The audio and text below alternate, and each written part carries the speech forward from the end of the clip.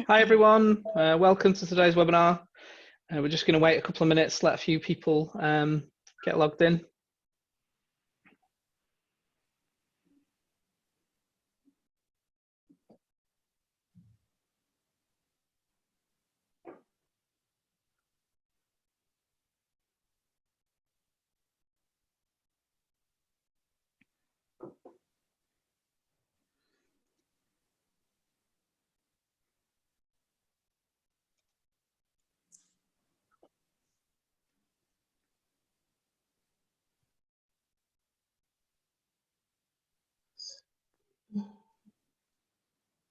Welcome everyone, if you're just joining us to Working Inclusively in the New Normal. We're just going to wait a couple of minutes, just let everyone get themselves logged in.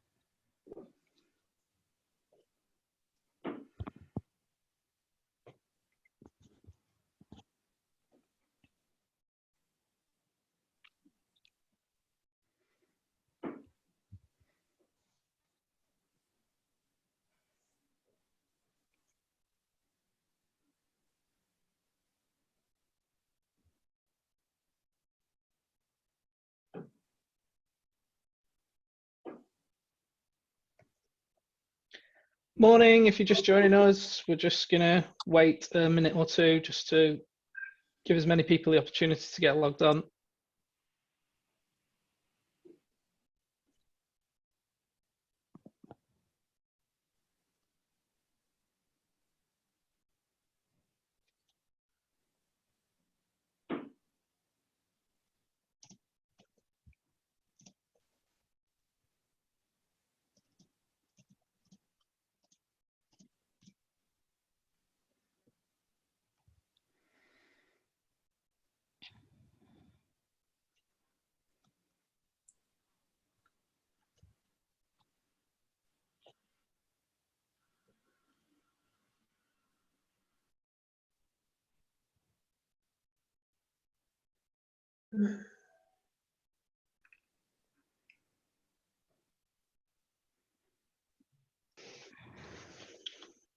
Morning, if you're just joining us, I can see plenty of you starting to trickle through now.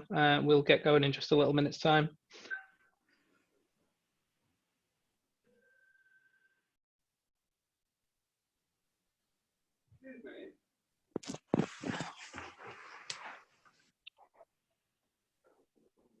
Right, without further ado, I think we'll get started. So good morning, everyone, and thank you for joining in today's session. I'm Sean Gibb, I'm the Events and Marketing Manager here at Pro Manchester, and I'm delighted to welcome you to today's webinar, which is Working Inclusively and the New Normal, brought to you by Leonard Cheshire. Today's host is Verity Ailing-Smith, Training and Consultancy Advisor at Leonard Cheshire. And following today's session, I'll send out a post-event email, which will contain any post-event collateral, links where you can find out about more Pro Manchester events and Leonard Cheshire activity. And we'll also have a feedback form in there. So if you could fill it out, it'd be really appreciated. It really does help us to improve. So without further ado, I will hand you over to Verity. That's brilliant. Thanks ever so much, Sean. Good morning, everyone, and welcome to our webinar on working inclusively and the new normal. As Sean mentioned, my name is Verity, and I'm the Training and Consultancy Advisor at Leonard Cheshire. I'm really delighted to host today's session. I'm hoping it will prove to be really helpful and interesting conversation with our speakers, who I will introduce shortly. So thanks ever so much for joining us. Essentially, the purpose of today's session is really to start a conversation. I think over the last 2 months, we've all certainly had to change the way that we work and think about work. But really, we want to think about how we can best support our disabled employees, continue to remove barriers in the new workplaces that we find ourselves, and then perhaps think about what that means for future working considerations, the new normal, whatever that looks like, and how we can perhaps embed some of these more inclusive working practices that we have all started to use, perhaps even without knowing. Before we get started, I just want to do a bit of quick housekeeping. Please do use the Q&A function throughout the session today. I'll be monitoring that during our conversation with our speakers. So please do use that as opposed to the chat function. That would be really fantastic. If you do have any technical issues, please do send myself or Sean a private message, and we'll do our best to help you during today's session.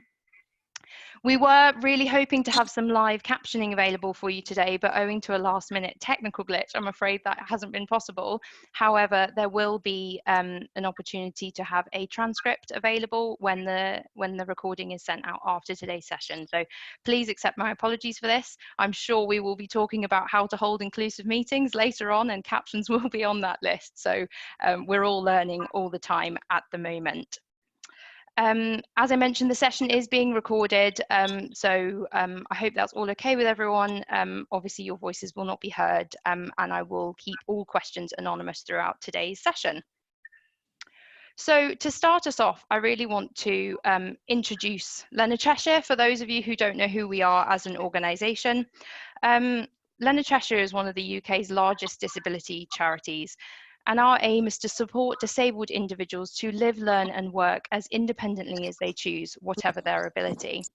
We work both in the UK and internationally to break down barriers for disabled people and open doors to opportunity, whether or not that's through living, learning or working. Some of you may be aware we have over 100, perhaps around 130 residential and supported living services across the UK. Some of you may have seen our recent adverts on Sky around PPE, and that's a very hot topic for us at the moment. We also campaign to influence change both in the UK and internationally. We have an employment campaign called Untapped Talent to address the disability employment gap that we have here in the UK. And also our most recent campaign, Trains for All, which seeks to ask the government to make all rail transportation accessible by 2030. We also run programs to support disabled people to access employment, education, digital technology, develop skills and become more involved in their local communities. But finally, we work with organisations to support them to be more inclusive through our programs and services. And that's really where I and my team come in. Our training consultancy team works with lots of different kinds of organisations, different kinds of sectors to support them to remove barriers for disabled people in the workplace and understand and adopt a best practice approach. That might be giving people the knowledge, skills and confidence to work in more inclusive ways, or perhaps embed a more inclusive culture or ways of working. And that's essentially what we're going to be talking about today and focusing on, but really particularly within this context of COVID-19 and how we're all working at the moment. I think there is a plethora of information out there for employers in terms of what does COVID-19 mean for business and advice and guidance around working in new ways. But we really want to shine a light on what that means for disabled employees and how organisations really should be considering inclusion throughout all of these conversations. So before we move on, I really want to just frame these conversations and ensure that we're all on the same level. What do we mean when we're actually talking about disability today?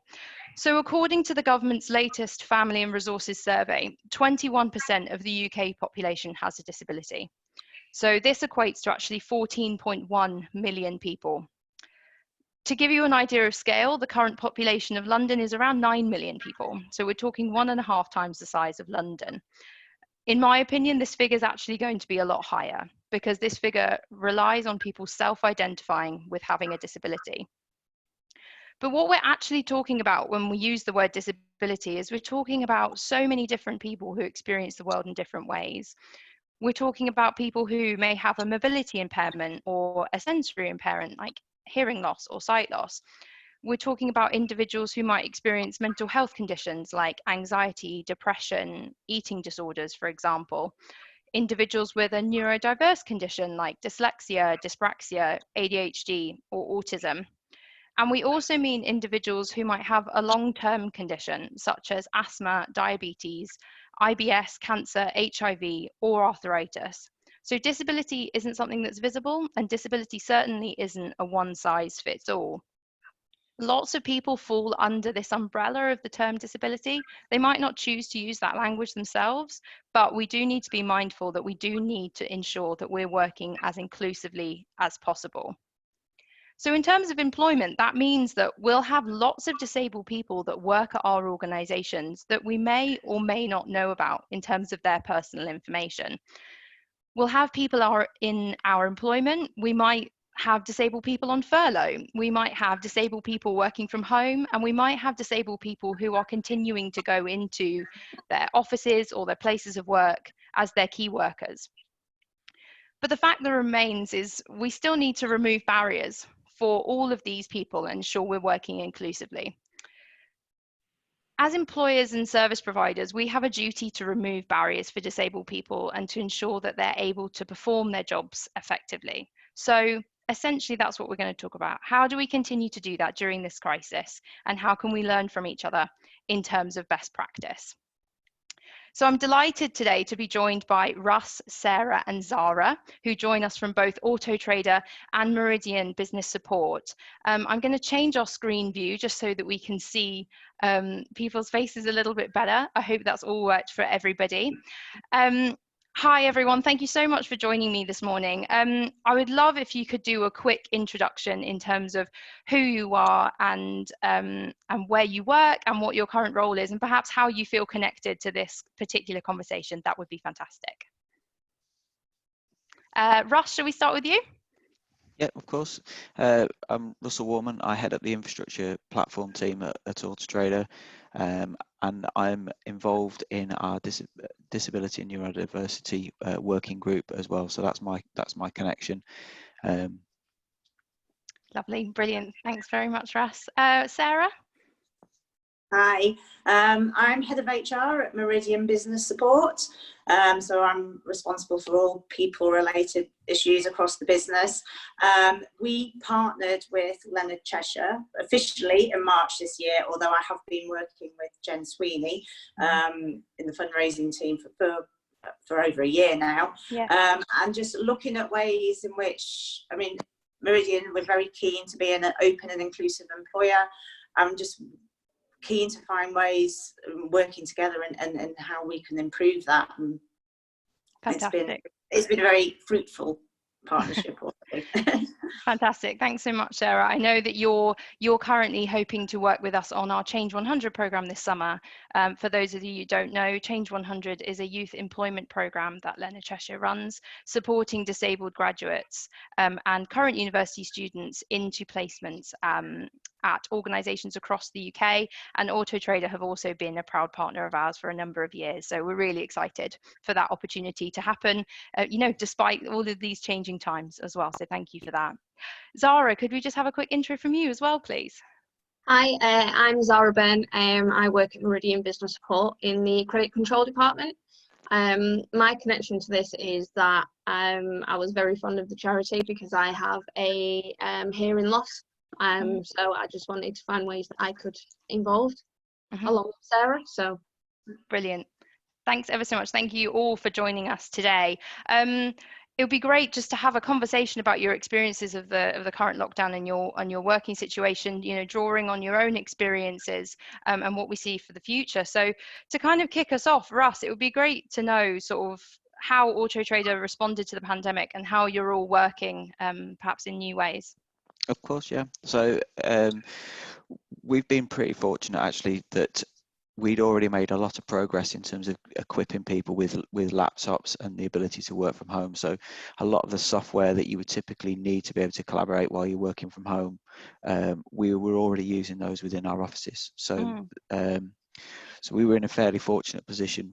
What we have had to do though is accelerate the rollout of some of the software like Microsoft Teams, for instance, to be able to support more large groups to meet via video calling, and then just provide probably a little bit more support to people in terms of how to use those, because we encourage a lot of face-to-face collaboration, working in the office. We don't tend to work remotely, so we've had to change how we support people with that.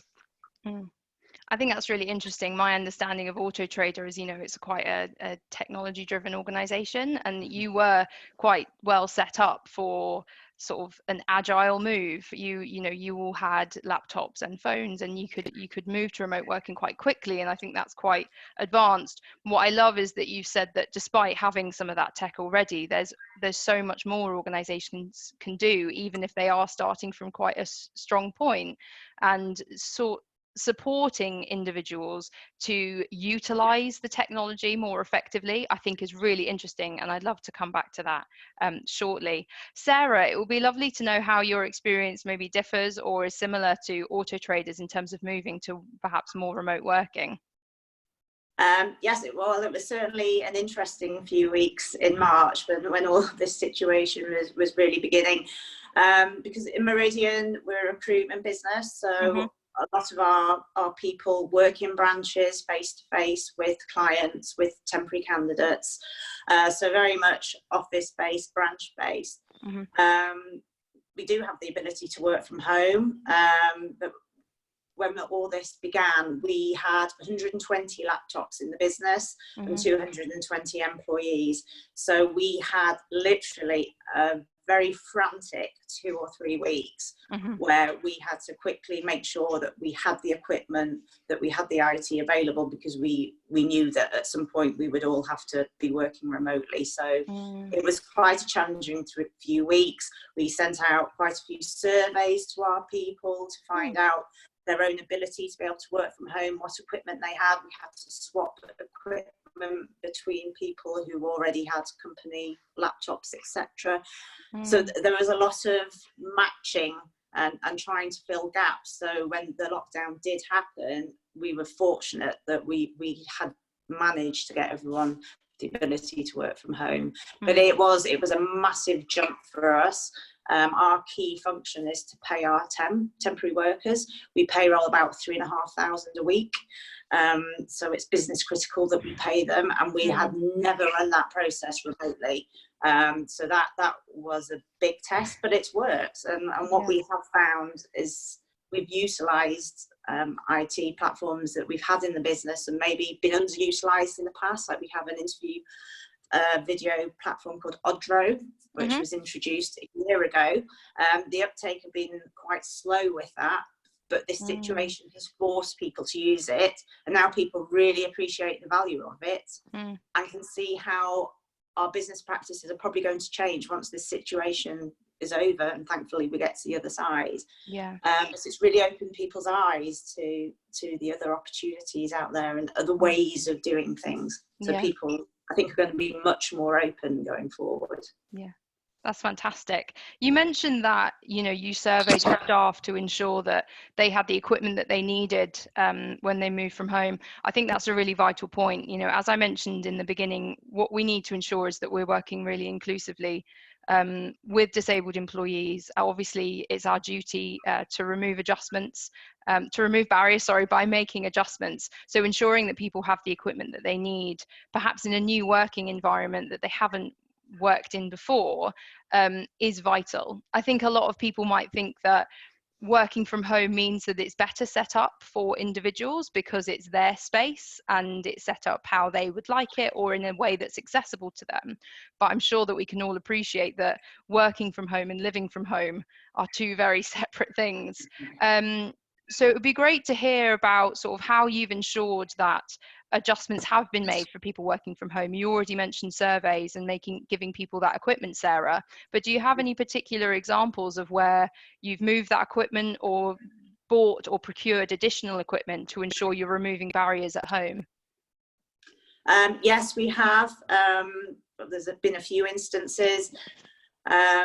We have a member of our team who requires specially adjusted headset for his telephone, and he has that in the office, so we got the IT team involved to make sure that phone was then taken to his home so he can use that. So that was all set up ahead of lockdown. What we did is we did try to prioritize people when we got the survey results back.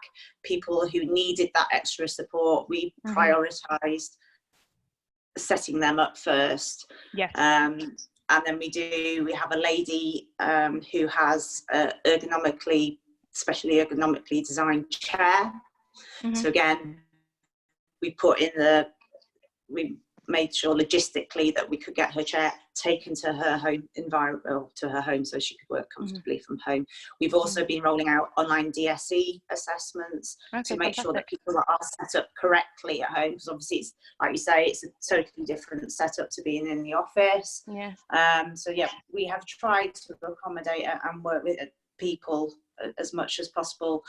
We do have quite an open environment at Meridian, so we do encourage people to come forward, and if they need something to ask, and that does seem to have worked quite well. That's brilliant. We haven't had any problems of people not being able to work from home or struggling with working from home. That's fantastic. That's really lovely to hear, ensuring that we're removing barriers, where we know that they have current adjustments in place at work, ensuring that we're doing so at home, I think is really, really important. Russ, I know that we've spoken about your kind of process of transitioning to working from home and ensuring adjustments are made. Could you speak a bit more about your process at Auto Trader and what's worked for you? Yes, of course. So similar experience to Sarah. I think getting the DSE assessments out pretty early in the process of people working from home is like really, really critical. Again, we've got a very open culture. We encourage people to come and talk to us about any adjustments that they need, and we've certainly made sure that people have had sort of chairs shipped to them where they've needed to. So we've gone and got their sort of specific chair from the office and had that sent out to them. Again, so making sure that they're able to work as effectively as they can do. And then on the back of the DSE assessments, if anybody's needed any further equipment supplying or any software or any training just in terms of how to get the most out of it, just making sure that we've followed up with those as quickly as possible. But I think as Sarah said, doing that surveying early in the process has been helpful, because you're on top of those changes that people need very, very early in the process, rather than wait until you've got a problem. Yeah, absolutely. I think that's fantastic, and I understand from both of your organisations, it's something that is very important to your organisation and to your culture to ensure that that's at the forefront. I think lots of different organisations maybe wouldn't have had capacity or resource to do that as proactively as you have both done. So I think it's also really important that once adjustments are made, we continue having those conversations. It's, that's what's best practice about adjustments. Adjustments change just as we all do, just as our environments change, just as our conditions fluctuate. So ensuring that we're continuing to have those conversations throughout this period of lockdown, I think is really important, and something I'd like to come back to. Zara, sorry, we haven't heard from you yet, but it would be fantastic to hear kind of how your working situation has changed, and how you found transitioning, working from home, and any adjustments that you have in place at the moment. I found it's gone really well for me. I had a new laptop, which I at the beginning of all this took into work. All the programs and everything was put on for me to enable me to work from home, and being at home, it's been quite lonely, so that's kind of like the side that I kind of miss, but it has worked really well, where obviously we're having a hearing loss, I've no noise at all really, so it's kind of worked really well in that respect for me, but I have everything I need, and everything's gone kind of plain sailing for me, so I've been quite lucky really. But yeah, everything's going fine for me and working well, so that's fantastic. That's great. I know that when we spoke previously, you mentioned that, Meridian does have quite a strong office culture, and it's really lovely, lively office that you work in. But you mentioned that owing to your hearing loss, that kind of background noise in the office was quite a barrier for you, and you had ways of working with your team to ensure that wasn't that didn't pose as much of a challenge for you when you're on the phone, for example. But it's really interesting to know that, working from home has removed that barrier for you. It has. There's been, because obviously we are quite a lively company, and everyone, we're in an open plan office, and we're by Manchester Airport as well, so there's always kind of some sort of noise going on. but my team work really well with me, so that, you know, if I am on the phone and I'm struggling or something, I kind of signal to people as though like to sort of quiet down, and they will do. But obviously being at home, there's just me in the spare bedroom and there's no noise at all, so it definitely has removed that barrier for me. Yeah. Oh, that's great. I think often, you know, we think about working with our teams and knowing how we like to work, but I think the example you've given about your team having an awareness and, you know, perhaps quietening down when you're on the phone or recognizing that's a barrier, that's just such a fantastic example of working in an inclusive way, which is very simple to implement, but it's just about understanding the people around you and knowing how they like to work and what works well for them. So I think it would be great, Russ, I wonder, you mentioned kind of supporting people to make the most of technology or utilize technology to work in more inclusive ways. It would be great to hear more about the guidance perhaps Autotrader have been giving people to ensure that they are working inclusively in this weird new environment we're in.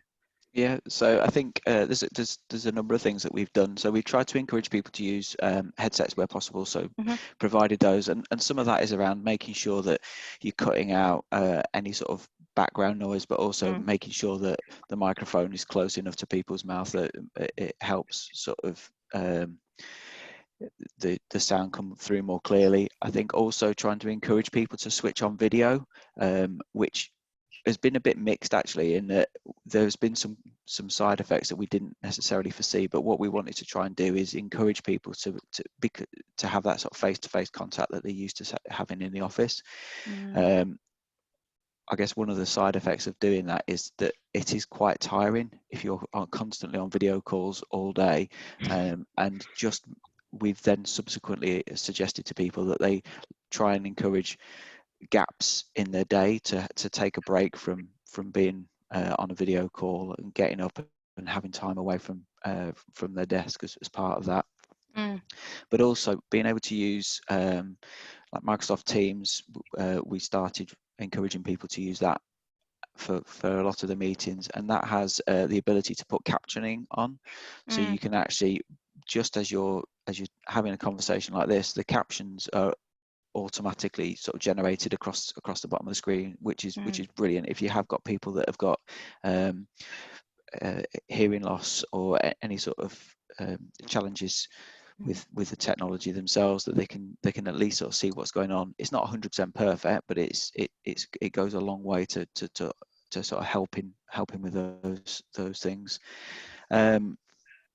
And then I think the other thing is just by providing sort of support and training to people to make sure that that they know how to use those tools as well. That's been the other thing that we've really sort of tried to encourage. You can also on Microsoft Teams blur the background, so you take away any of the sort of distraction that might be going on around people. So just offering little tips and advice like that. Absolutely. I think there's really lovely examples of how you have the tech, but how to utilize it. It kind of comes back to what you were saying, Sarah, that you had a virtual platform for interviewing for your business, but actually this opportunity, I'm calling it an opportunity to be optimistic and positive, has allowed us, the chance to test some of those things, or people to learn how to utilize them. Russ, I think it's interesting what you said around video calling and sort of video call fatigue. I think we've gone from spending our days in sort of perhaps face-to-face meetings to being virtual face-to-face meetings. And I think particularly given that we're in our homes as well, I think that can be quite exhausting. So a lot of the guidance I see about working inclusively has revolved around the use of video calling, which is fantastic. And I'm sure that we've all dialed into Zoom calls with family and friends as well at the weekend. But also I think there's an element of not overdoing it, because video calling isn't accessible and doesn't remove barriers for everyone. I think to see someone's face, I think is really important. That social connection, Russ, that you mentioned is vital to kind of maybe keeping ourselves well or staying connected with our colleagues and feeling involved in the business. But if someone is facing particular barriers, they might not want to have video on, or if they're having a particularly bad day, video actually might cause more barriers than it actually removes. So I think it's really important to get that balance right, and I think that's a really nice lesson that's been learned by Auto Trader, that sometimes it's okay not to show your face as well. Sarah, it would be great to hear as well about Meridian. You know, you mentioned the kind of online platform you've been utilizing, but how are you encouraging people to work in inclusive ways, or how are you supporting managers perhaps to keep in touch with their colleagues? Really just encouraging them to use the technology that is available. I mean, when all this first started, we sent out some guidelines on just generally working from home, like providing a structure to your day, you know, have your times for having regular breaks, making sure you're not just sat at your desk 24/7, that you are taking regular breaks as you would do in the office, and really encouraging managers to keep in touch with their people through whatever way they are most comfortable doing so, whether that be, well, trying to avoid emails really, and most of our managers are pretty good anyway. We're all quite a sociable bunch, but you know, let that be a daily call, and then maybe for what a lot of our teams are doing is quite often on a Friday they'll be having a team video call for everybody to catch up and to bring the whole team together at that point. And it's just really, I think the key to all this is communication and openness, and just, I suppose it's just reminding people that it's sort of not out of sight, not out of mind, and just encouraging and just thinking about various ways in which people can do things, and maybe not just talking about work. Maybe, you know, have a half-hour call just to catch up and find out how everyone's doing. And because it's often in those environments that if people are experiencing problems or they might have issues, that they might be more in a less formal setting, be more open to discussing those, trying to encourage, you know, it's not all just about work, because obviously when you're in the office, you have that social chat as well. So kind of to just encourage that to keep going as well. Yeah. Absolutely. Zara, has that been your experience of sort of working within your team and keeping in touch? Yeah, so we have a WhatsApp group for our team. So we just all kind of catch up on there. We have a daily quiz that we do at 12:30, and it's just to kind of keep us all sort of together and still interacting, like as Sarah said, that we would in the office. So we have that that we're doing. And then some of the people outside of my department, we have Zoom calls and chats and stuff. So, you know, it's all just about keeping in touch with people, as you would do like in the office. So yeah, it's been good. Good. No, I think that's really important. I think what you mentioned about keeping in touch, and also it not just being about work, I think is vital. I think, you know, the saying of you sort of bring your whole self to work, I think is even more prevalent now, because, you know, we're at home and work is within our own personal space. And so I think I saw something on LinkedIn which said we're not just working from home, we're actually working from home during a crisis. And so I think recognizing that, you know, that's coming to work with us as well, is really important. And it's great to hear that you're utilizing different channels for kind of different kinds of conversation with managers. I think to kind of bring it back to disability and sort of best practice, I think keeping in touch is vital, not for our just general well-being and sort of for business critical reasons, but I think in terms of supporting disabled staff from home and perhaps spotting the signs that they might be facing barriers is incredibly important. So obviously, Sarah, you mentioned making adjustments, and Russ, making adjustments for individuals at Auto Trader and Meridian where you previously knew information about them, or that you knew prior adjustments that were made for them in the office, and ensuring they're being transitioned over, which is fantastic. But also, as I mentioned at the beginning, you know, if we've got 21% of the UK population that has a disability, you know, we will have people that work for us that haven't shared that information, and working in this new environment might mean that they're facing barriers for the first time, or given that this is, you know, an unprecedented situation that we're in, it might be causing individuals to for their conditions to fluctuate, or for individuals to experience sort of negative mental health issues as well. So I think supporting managers to keep in touch, have those conversations, and spot the signs that individuals are facing barriers from home is really important. When we talk to organizations about this, we often talk about the ABCs in terms of spotting the signs, and that refers to appearance, behavior, and communication. Are there any changes in those three things that mean that an individual might be experiencing a barrier, or might not be as well as they would be if they were in their normal working environment? So appearance, obviously if someone's looking upset, disheveled, in pain, those are all factors. Behavior, if their general behavior has changed, if they seem slightly erratic, or if they're tense. Communication, if they're not communicating in the same way, they're a bit snappier. Perhaps they haven't put their video on where they normally do put their video on. That could be a really good sign for a manager to think maybe they're not communicating in the same way. And also, perhaps if their written communication changes, or that their level of understanding changes. I think they're all really, really important factors for managers to bear in mind.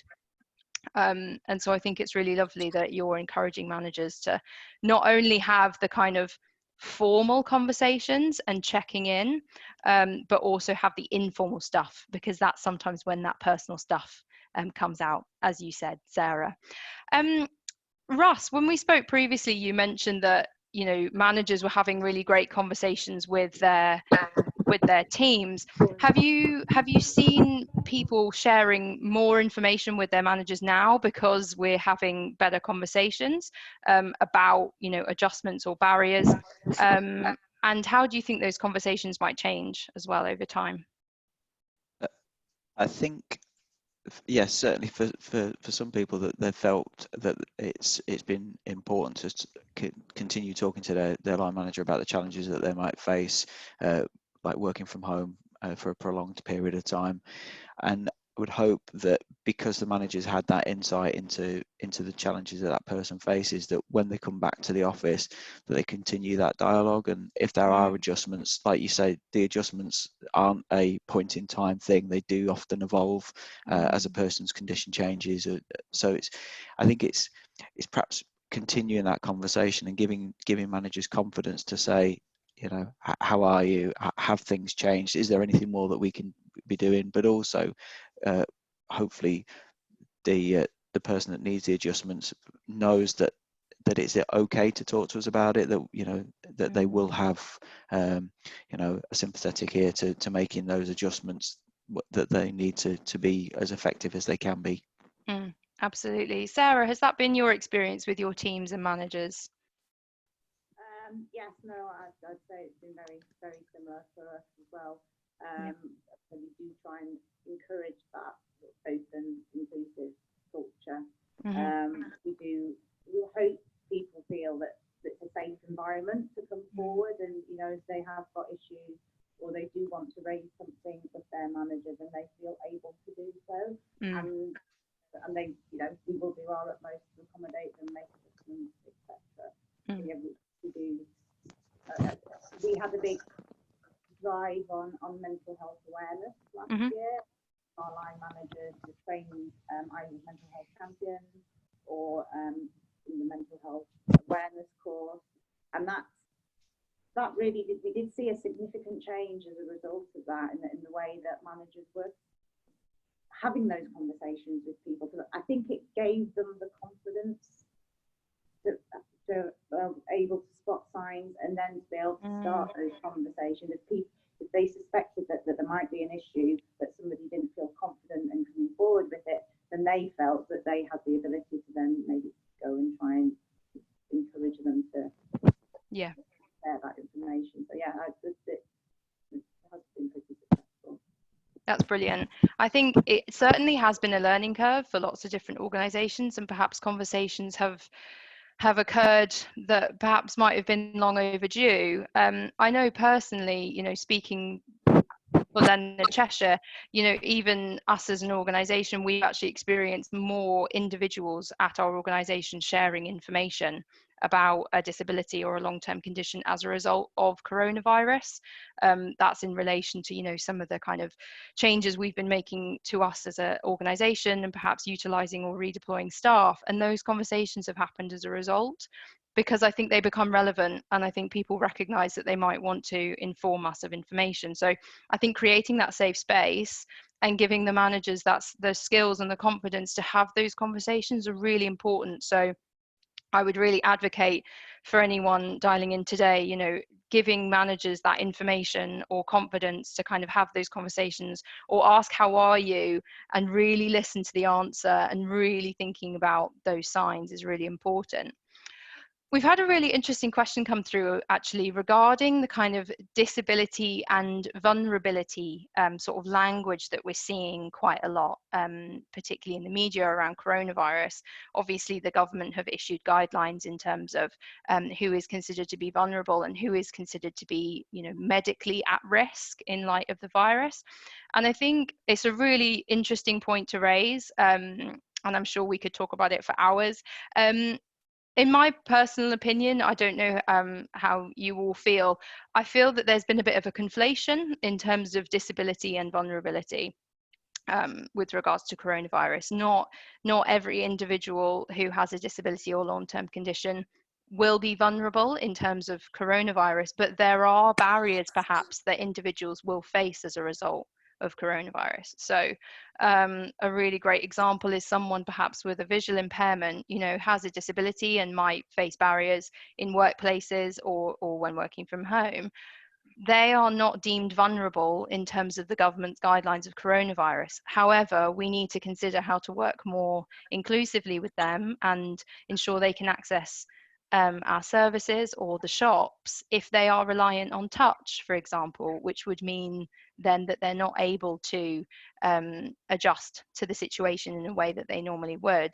So I think that's a really interesting conversation, and I don't know if either of your organizations have issued any support or guidance for individuals who might fall under that category, or support in kind of having those conversations at all. I'm not aware of anything that we've sent out specifically around that. Sorry, no. No. I think it's certainly an interesting question, and I think something that organisations really will have to think about when it comes to, you know, if we do end up returning to our offices and returning to work. I think individuals who might consider themselves as a part of that vulnerable group will need to make adjustments for in terms of returning to work, whether or not it's phased, whether or not they continue to work from home. I'm sure it's not a question we can answer fully on this call today, but certainly important. I think I just want to reiterate that disability and vulnerability are not the same things, but there are certainly considerations that we need to make throughout to ensure that we're working in more inclusive ways for everyone moving forward. So I suppose that brings me to kind of my sort of future crystal ball kind of question in terms of, what do you think this means for the future? We've all talked about changing the way that we work and having better conversations with our employees and employees with disabilities to ensure that we're removing barriers. But what do we think that means for kind of our organisations and our working culture? Zara, you're obviously working from home now, and perhaps the barrier around background noise in the office has moved, but you also mentioned that you enjoy being in the office. So what do you think that means in terms of your own working situation and how you're going to like to work in the future? I think it's quite interesting because obviously we don't know what's going to happen. Hopefully, you know, we all do return to the office fairly quickly, and I am looking forward to that. It's obviously, you know, seeing faces again properly, actually face to face and not on a screen looking at them. But you know, if people have been working well from home, which we have been doing, it'd be interesting to see what the future holds for it, because that could be introduced maybe in some companies as moving forward. So it would be interesting to actually see what happens. But for me personally, I want to be back in the office around obviously friends and colleagues and get back to as normal as we can be. Yeah, Absolutely. I think you're right. I think some people will probably prefer to stay working from home. And I think there have been a lot of sort of disability rights activists stating that actually for a long time, particularly in disabled individuals applying for roles, have been requesting to work from home and have been told that these jobs can't be done from home. And actually now we know what can be done from home, because we've proven over the last 2 months that a lot is really possible. Russ, obviously you were quite an agile workforce before. What do you think it means for your kind of working culture at Auto Trader? I think working out how we maintain in the very short term, being able to collaborate and maintain social distancing, that's going to be an interesting challenge to overcome. I think when you start thinking about how do you actually get people back into the office and maintain some of the things like social distancing, again, that's going to be a bit of a challenge as very sort of short-term things. In terms of how that might impact on people's way of working, I think Sarah mentioned before about mental health awareness, and we've done an awful lot of similar things around raising awareness at Auto Trader. And I think that while people have been working from home, there has been a lot more emphasis put on people's mental health and their well-being, as opposed to just about performance. And I'd like to hope that stays part of the conversation as we start getting back into talking to people on through their one-to-ones, that it becomes as important, you know, how they're feeling and what adjustments that we might need to make as much as their performance as well. So I think, you know, taking a lot more interest in the individual as a whole, rather than just about their contribution, if you like.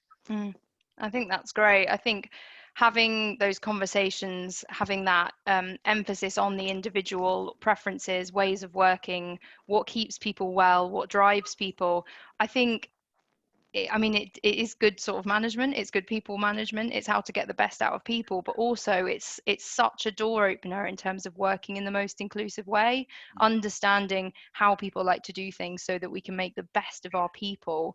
And I think that will really encourage our managers to really invest in teams and invest in those conversations.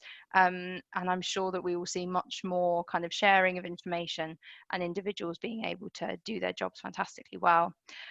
Sarah, what are your thoughts in terms of changes to the way that we work and supporting disabled employees in the future after coronavirus?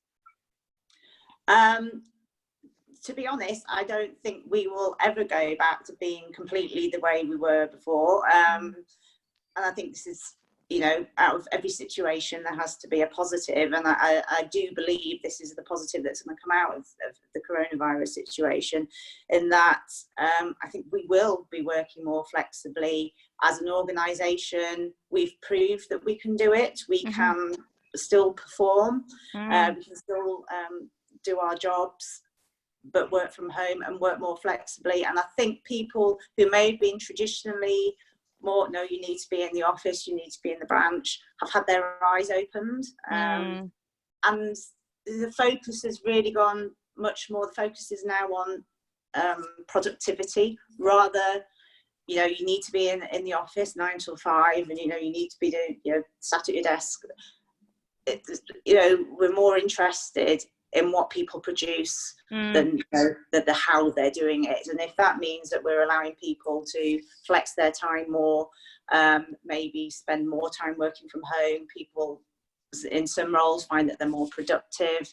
If people are saving time on the commute, etc., you know, they could set up, be working from home, you know, for an hour longer in the morning than they would be if they were commuting in. So yeah, I do think there is going to be a big change for us as a business. Yes. But, you know, as Zara was saying before, working from home isn't for everybody, and it's just getting that balance right as well. But I am quite excited for the future, and we will, I do believe, be working quite differently going forward. And I think, you know, in terms of inclusivity, when you're looking at providing opportunities for people joining the business, so many people these days, flexibility is so important.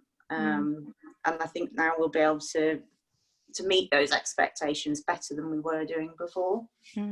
Absolutely. I completely agree. And I think your comment around focusing on the kind of outcome and the output is more important than kind of the process and the way of working. I think supporting managers to understand that everyone will work in very different ways. That might be disability related or not. You know, people will have different setups, people will have different equipment. There's always chair envy or desk envy in whatever office you go into.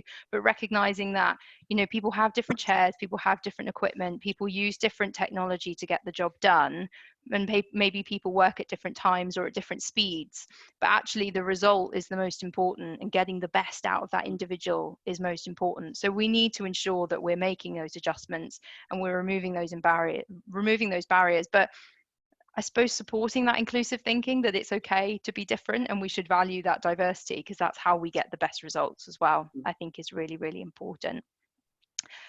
We've got about 10 minutes left, so I really want to ensure that we're answering some of the questions that that we've been having coming through from some of our audience members.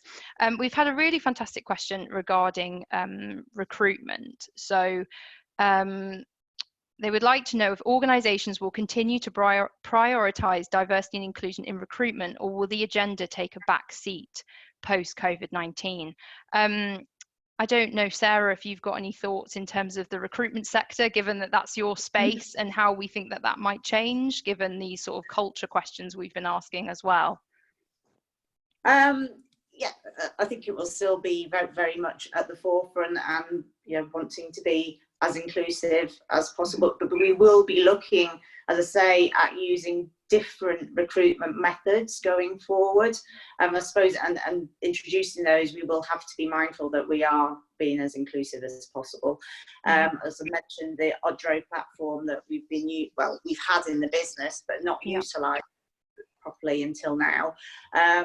We will be using that much more going forward, and that allows us to reach people much more easily. People don't have to obviously travel to attend a face-to-face interview, etc. So the reach is, well, it's got a far greater reach. So we'll just have to adapt those new processes and make sure that we are being as inclusive as possible, and not inadvertently putting up barriers where maybe they didn't exist before. So yeah, absolutely. No, I think that's really interesting. I think obviously I mentioned our own Change 100 program earlier in the session today.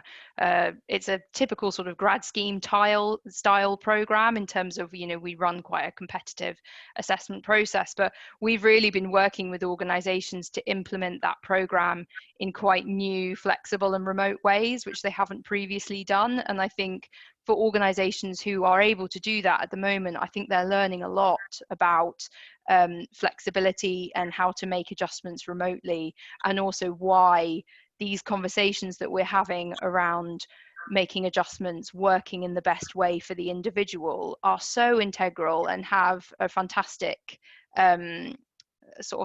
opportunity to change the way that we recruit. We also run a number of other employment programs at Leonard Cheshire, and speaking to our team who are on the ground working with disabled job seekers at the moment, we're seeing not a lot of opportunities available, I would say, but there have been instances where individuals have been able to find work during the crisis because supermarkets are changing their processes because they're desperate for short-term workers, and they recognize that trial shifts are better than the normal group assessments that they do. That's so much more inclusive and accessible for a lot of people. We've also seen people like Siemens, who have changed their factories to make ventilators, offering people roles that they previously actually rejected owing to their sort of the process that they worked. And so I think we're definitely seeing some kind of flexibility and recognition from the employers that we work with, that they're not accessing this talent pool who are work ready and can offer a lot, and perhaps will have been overlooked, unfortunately, owing to inaccessible processes. So I hope that answers the question about recruitment. Again, I think we could talk forever on that as well. We've had another question from an individual asking if any of the panelists have any experience of working with freelancers at this time, and how have we adapted our working relationships with contractors and freelancers. Sarah or Russ or Zara, I don't know if any of you have any experience of working with freelancers. I've not personally, no. I know some areas of our business do work with contractors. I think they're actually quite quiet at the moment because they tend to be in the construction field, so that's gone. Right, but personally, no, I don't. Russ, how about you? No, it's not something that we use a lot of. I think it's a really challenging question, because obviously we see that lots of organizations are stripping back into kind of business critical function, and where we rely on freelancers and contractors, I think it's really important that we keep in touch with them. And I think I personally don't have much experience at this time working with freelancers or contractors, but I think ensuring that we're working in inclusive ways with anyone, if they're in our business, outside of our business, if they're a client, a customer, I think is really, really important. I think there'll be a lot of learning again from this period of time, freelancers and contractors perhaps being more forthright in terms of recognizing their expectations for working, how they like to work, and what tools they need to do the job. I think are really great lessons to be learned. But hopefully we'll see a little bit more information available about that in the coming weeks and months. I just wanted to, oh, sorry, did someone have a comment? No. We've had a question from another individual regarding the cost of adjustments for people working from home. Obviously, we've mentioned things like sending equipment home or buying more software and things. Obviously, there is a cost attached to some adjustments, not all, as we've mentioned. Sometimes it's just a change in the way that we work. I think obviously cost can be a factor for some organizations. When we talk about adjustments, we're talking about reasonable adjustments in terms of the law. Cost should not really be a barrier for adjustments, given that there is actually funding available through Access to Work. I noticed yesterday that Access to Work have extended or perhaps created a little bit more flexibility and leniency during coronavirus to support individuals to get access to funding for adjustments when working from home. Also extending the claim period for individuals, given that the current situation has extended for quite a long period of time. And so I think that's definitely something to look into in terms of Access to Work. I would say in terms of removing barriers for disabled people, we need to be really careful when we consider cost, because essentially it's our duty and obligation to remove barriers.